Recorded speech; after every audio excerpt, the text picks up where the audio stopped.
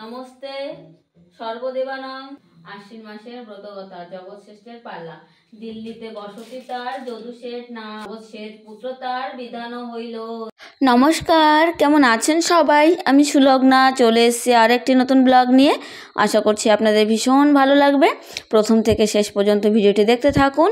তো আজ হলো কোজাগরী লক্ষ্মী পুজো। তো সকলকে জানাই কোজাগরী লক্ষ্মী পুজোর অনেক অনেক শুভেচ্ছা ও ভালোবাসা। জানি অনেকের মনেই আজকে আনন্দ, আবার অনেকের মনেই বিষাদ ভরা।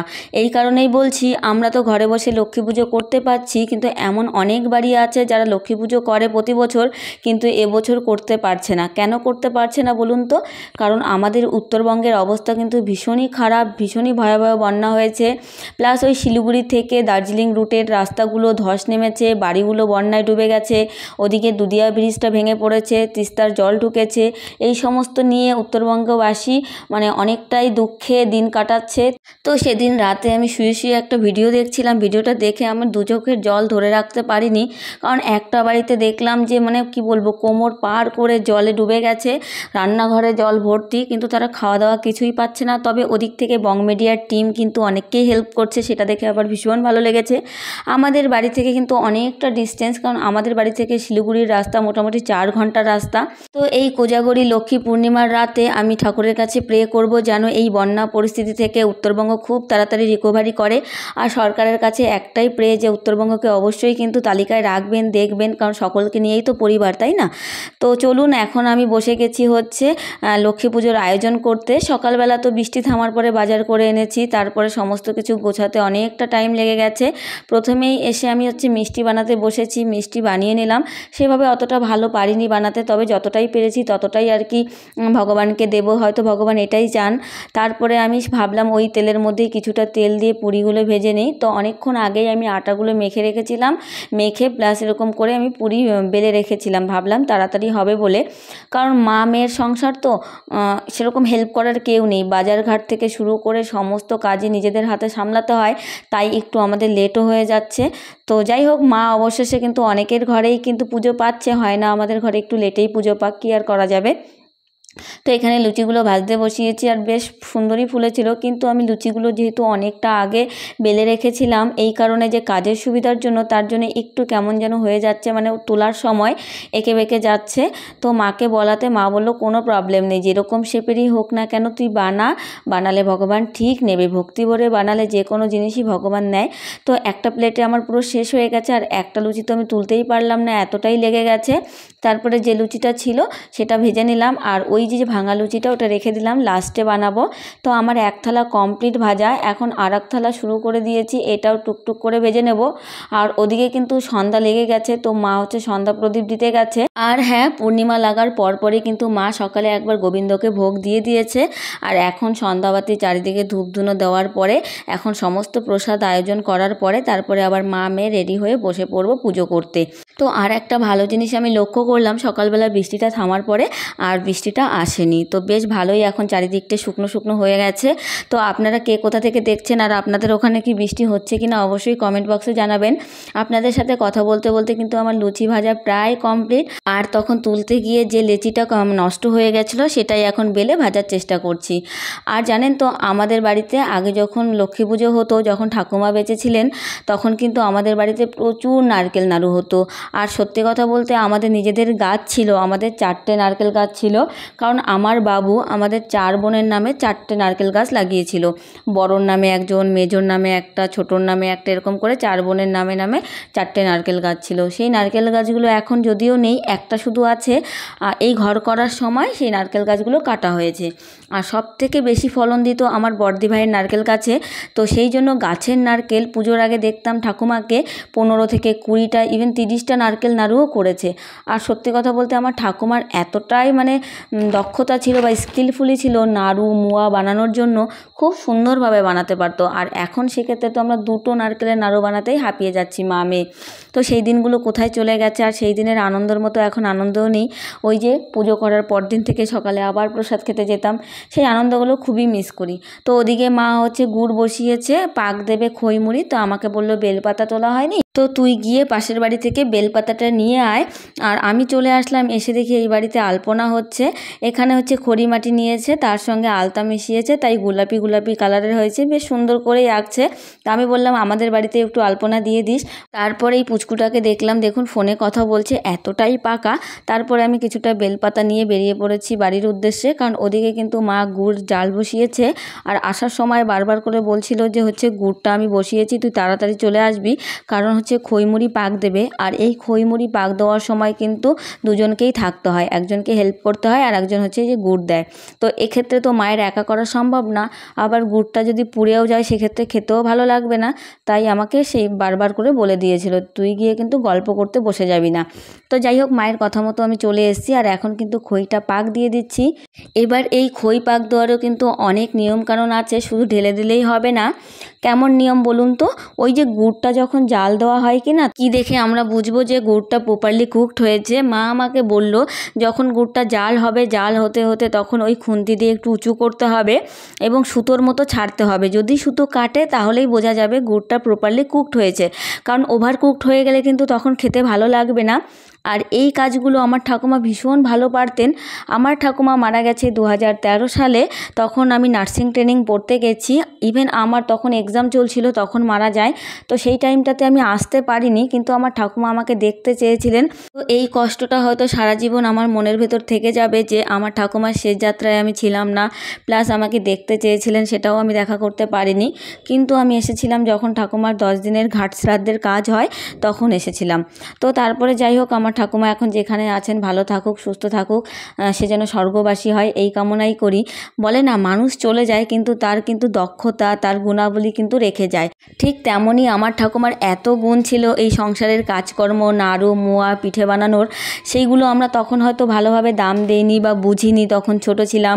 আর আমরা তখন ভাবতাম কি এমন কাজ, কিন্তু এখন যখন যত বড় হচ্ছি, যত সময় পেরিয়ে যাচ্ছে, ততটাই তার মূল্য বুঝতে পারছি। একটা পুরনো কথা মনে পড়ে গেল ঠাকুমার। ঠাকুমা আমাকে সবসময় বলতেন যে এখন আছি তো বুঝতে পারছিস না, যখন থাকবো না তখন কিন্তু বুঝতে পারবি।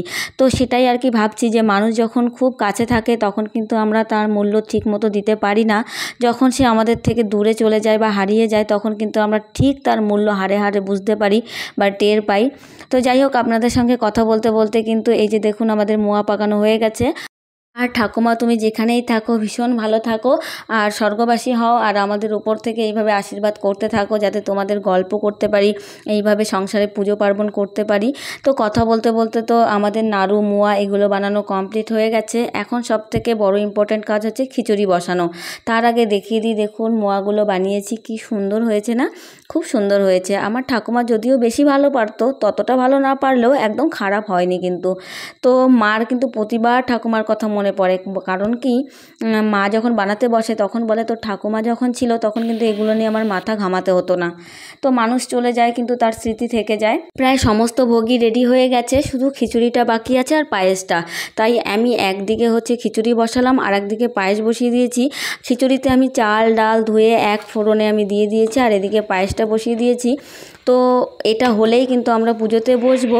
আর যখন আমি সারাদিন পুজোর প্রিপারেশন করছিলাম তখন একটা কথা খুব মনে পড়ছিল, সেটা হচ্ছে মানে এখন তো আমি পুজোর প্রিপারেশন করছি, কিন্তু আমার শেষদিবাইয়ের বিয়ের আগে সমস্ত প্রিপারেশন, যেমন ভোগ সাজানো বলুন, ভোগ রেডি করা বলুন, ঠাকুরের জিনিসপত্র ধোয়া কাচা, সমস্ত জিনিসপত্র রেডি করা সব শেষদিবাই করতো। আমাকে কোনো হেডেক নিতে হতো না, আমি শুধু একটা বাড়ির মানুষ হিসেবেই থাকতাম আর প্রসাদ খেতাম পুজো হওয়ার পরে। তো সেই দিনগুলোই কোথায় চলে গেছে। এখন দিদিভাইয়ের বিয়ে হয়ে গেছে প্রায় 3 থেকে 4 বছর, 4-5 বছর হয়ে গেল। তো তারপর থেকেই লক্ষ্মী পুজোতে মায়ের হাতে হাতে আমি হেল্প করি। আগে মা অনেকটাই পারতো, কিন্তু এখন মায়েরও বয়স হয়েছে, তাই মাও একটু হাঁপিয়ে যায়, তার জন্য অনেকটাই আমাকে হেল্প করতে হয়। তো এখানে মা দেখুন আলপনা দিতে শুরু করেছে। ওই যে পাশের বাড়ির ভাস্তিটাকে বলেছিলাম আলপনা দিতে, সে আর আসেনি, তাই মা বলল দাঁড়া আমি দিয়ে দিই, তুই ওদিকে রান্না কর, আমি আলপনাটা দিয়ে দিচ্ছি। তো মা এদিকে লক্ষ্মীর পাড়াগুলো সুন্দরভাবে দিয়ে দিয়েছে দেখুন, আর দিয়ে দিয়েছে ধানের শীষ। অতটা বোঝা যাচ্ছে না যেহেতু সাদা কালো কার্পেটটা, তার জন্য ভালো করে বোঝা যাচ্ছে না। তো যাই হোক, মা এখানে দিতে থাকুক, আর ওদিকে দেখি আমার খিচুড়িটা কত দূর হয়েছে চলুন। তো খিচুড়ি প্রায় হয়ে এসছে। এখন যে ভেজে রেখেছিলাম সবজিগুলো, তো সেই সবজিগুলো এখন দিয়ে দিলাম। আর এদিকে কিন্তু আমার চালটাও দেখতে হবে। আর একটা জিনিস, সেটা হচ্ছে আমি আগে জানতাম না যে পায়েস রান্না করার সময় কিন্তু চিনি সবসময় পরে দিতে হয়, না হলে চিনি দেওয়ার পরে কিন্তু আর চাল গলে না।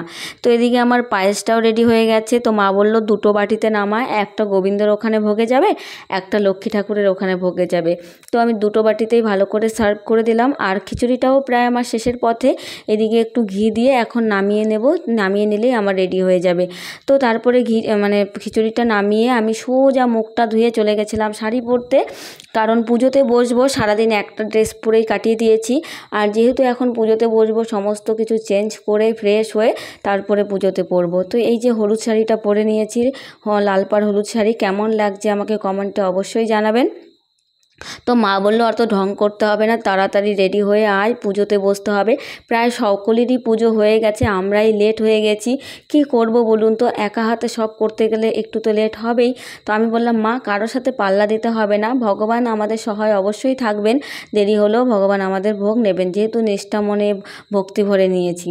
তারপরে শাড়ি পরে চলে আসলাম যেখানে পুজো করব সেখানে। এসে দেখি আলপনাগুলো শুকায়নি, তাই মাকে বললাম মা আমাকে একটা পেপার দাও, পেপারে বসে তারপরে আমি সমস্ত কিছু পুজোর জোগাড় করতে শুরু করে দিই। এদিকে লক্ষ্মী মা বসিয়ে দিয়েছিল, তারপরে আমি লক্ষ্মীকে শাড়ি পরিয়ে দিলাম। আর এখন এই যে মই, খোয়া, নাড়ু এগুলো ডিব্বাতে রেখে দিয়েছে যাতে পিঁপড়ে না লাগে। তো এগুলো চারিদিক দিয়ে সাজিয়ে দিলাম। পুজোর কিন্তু অনেক নিয়ম, আমি এত কিছু জানতাম না, তবে একটু একটু করতে করতে কিন্তু এখন অনেকটাই জেনে যাচ্ছি। এই যে নাড়ুগুলো একটা বাটিতে ভালো করে সাজিয়ে দিচ্ছি, কারণ ওটাতে আমি দেবো আতক চালের ভোগ। তারপরে আমি ওগুলোতে দিয়ে সমস্ত প্রসাদে আমি তুলসী পাতা দিলাম, কারণ তুলসী পাতা না দিলে কিন্তু ভোগ নিবেদন হয় না এবং ভোগ নেয়ও না ভগবান। তারপরে আমি এই যে নৈবেদ্য তৈরি করছিলাম, এখানে আমি অনেকগুলো দিয়েছিলাম। তো মা বললো টোটাল 5টা ভোগ হবে আলা চালের। তো সেইভাবে আবার আমি ঠিক করে নিলাম। তারপরে সমস্ত কিছু এখানে দিয়ে দিতে হবে, পঞ্চফল, পঞ্চমিষ্টি, তারপরে যা যা ভোগের জন্য রেডি হয়েছে সেগুলো। তো সেগুলো তো রেডি করব, তার আগে আমি পদ্মটা ফুটিয়ে মায়ের চরণে দিয়ে দিলাম। তারপরে মা বলল কিছু ফুল দিয়ে আসনটা সাজিয়ে দে, কারণ ফুল যেহেতু আছে আসনটা সাজালে বেশ ভালো লাগবে। তারপরে ঘটের উপরে কিন্তু একটা নিখুঁত পান দিতে হয় এবং সুপুরি দিতে হয়। তো আমাদের সুপুরি আনা ছিল না বলে আমরা হর্তুকি দিয়ে বসিয়েছি। আর এই যে সকালবেলা যে জোগাড় করেছিলাম মানকচুর পাতা, ধানের টগা, হলুদ গাছ, সেগুলোতে সিঁদুর দিয়ে মায়ের পায়ের কাছে দিয়ে দিলাম, মা যাতে চারিচরণে আমাদের বাড়িতে থাকে সেই জন্যই। তারপরে দেখুন পাশে একটা নৌকো বানানো আছে, এই নৌকোতে 3টে গোলা করা আছে, একটাতে ধান, একটাতে সর্ষে, আর একটাতে ধান, সর্ষে আর চাল, এই 3টে দিয়ে দিয়েছে। আর আমাদের কলা গাছের নৌকো করি না, কারণ আমরা এটা কিনে রেখেছি, এটাই প্রতি বছর ইউজ করি।